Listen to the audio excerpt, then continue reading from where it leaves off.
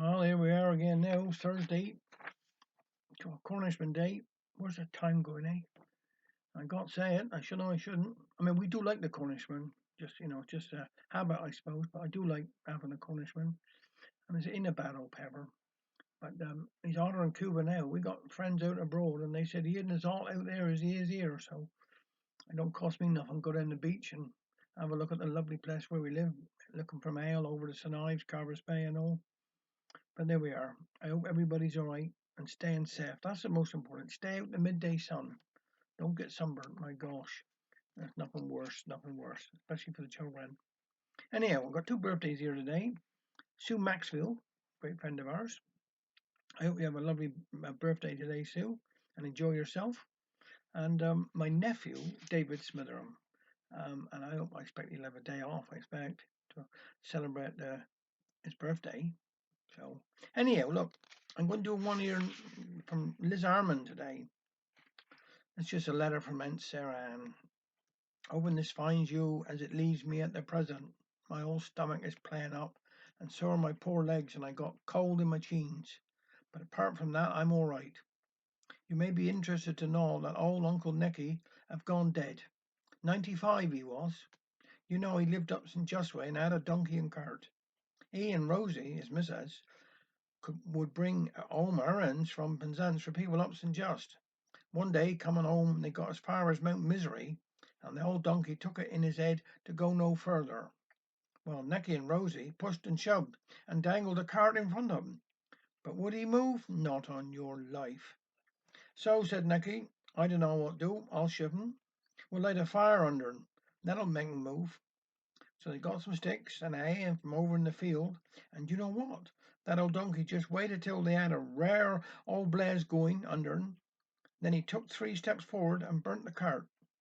Yes, Nicky is dead buried up chapel last week. That to bring me in mind of what the plum neighbour of mine, Agnes, said to me on Monday.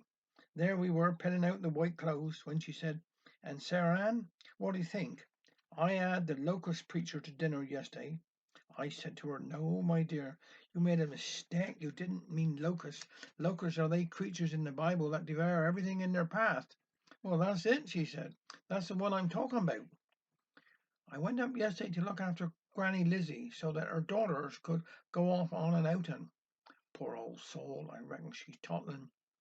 They got a new get electric cooker up there and to truth to tell you, I'd never used electric because we always had the slab or gas.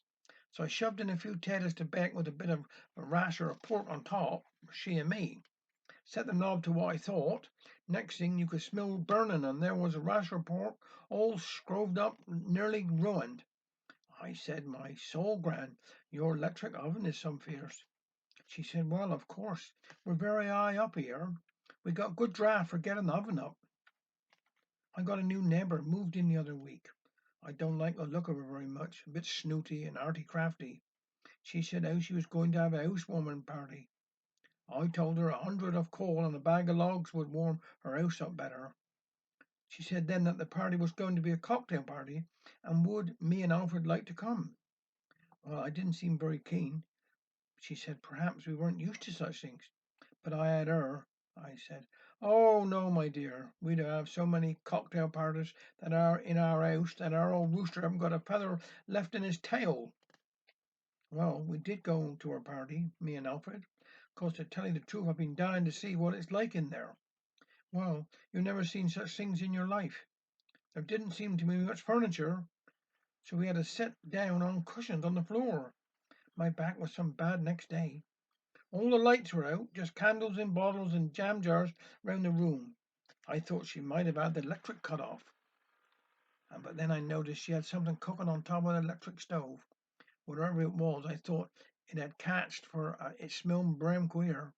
She said it's ratatouille or something such name. We never tried that. She gave us this stuff called punch to drink. It had bits of leaves and tread floating in it. Alfred swore blind that she got mixed up with cenopods in the dark, for his stomach started to churn as soon as he clunked it. There was a chap with a guitar sitting in the corner singing. At least I thought it was singing.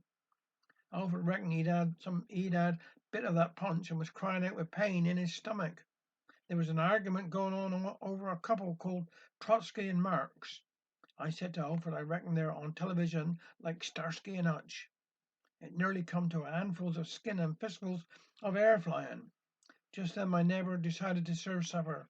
She put this ratatouille on the table and what looked like a dish of boiled worms. Something else called moussaka, and mussy was the right name for it because it looked rooted. Not a bit of ham or lunch tongue to be seen. Even the bread was stinking of them there old garlic onions. In the glimmer, Alfred nearly chucked himself on a splinter of wood stuck in a sausage.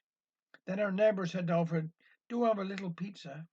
Well, he thought she was getting personal, so we come home. I don't fancy we shall be asked no more. Well, my handsome, I can't think of no more news.